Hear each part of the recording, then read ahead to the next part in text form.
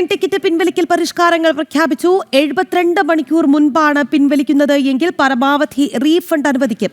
24 മണിക്കൂർ മുൻപ് വരെ 25% സർചാർജ് ഈടാക്കും. വിവരങ്ങളുമായി എസ് നന്ദഗോപൻ ഡൽഹിയിൽ നിന്ന് ചേരുകയാണ്. നന്ദൻ, വലിയ ആശ്വാസകരമായ ഒരു പ്രഖ്യാപനമാണ് റെയിൽവേയുടെ ഭാഗത്തു നിന്ന് വരുന്നത്. എങ്ങനെയൊക്കെയാണ് പിൻവലിക്കൽ പരിഷ്കാരങ്ങൾ? രാഖി, റെയിൽവേ ടിക്കറ്റ് ബുക്കിംഗ് ഏജന്റുമാർ കൂട്ടത്തോടെ ടിക്കറ്റുകൾ ബുക്ക് ചെയ്യുകയും അവസാന നിമിഷം ക്യാൻസൽ ചെയ്യുകയും ചെയ്യുന്ന നടപടികൾ വ്യാപകമായതോടെയാണ് ഇത്തരത്തിലൊരു പരിഷ്കാരത്തിന് ഇപ്പോൾ റെയിൽവേ തയ്യാറായിരിക്കുന്നത്.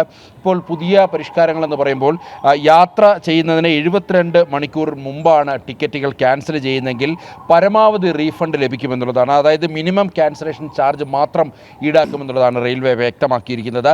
ഇത് 72 മണിക്കൂറിനും 24 മണിക്കൂറിനും ഇടയിലാണെങ്കിൽ ടിക്കറ്റ് നിരക്കിൻ്റെ 25% സർചാർജായി ഈടാക്കും.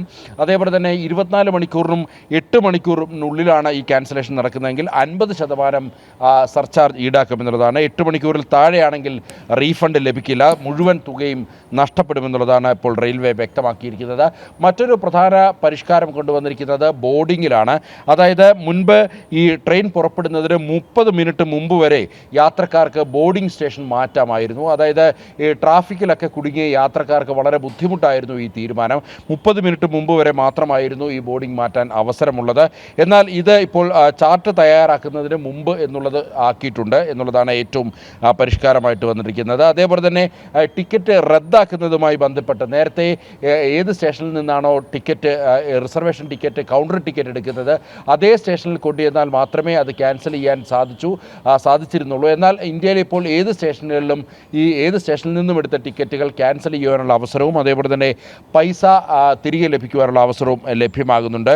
അതേപോലെ തന്നെ TDR നടപടികൾ ഇപ്പോൾ ഒഴിവാക്കി എന്നുള്ളതാണ്. TDR ഫയൽ ചെയ്യേണ്ട ആവശ്യമില്ല, മറിച്ച് റീഫണ്ടിങ് ഓട്ടോമാറ്റിക് ആക്കി എന്നുള്ളതാണ് ഏറ്റവും സുപ്രധാനമായ വിവരം.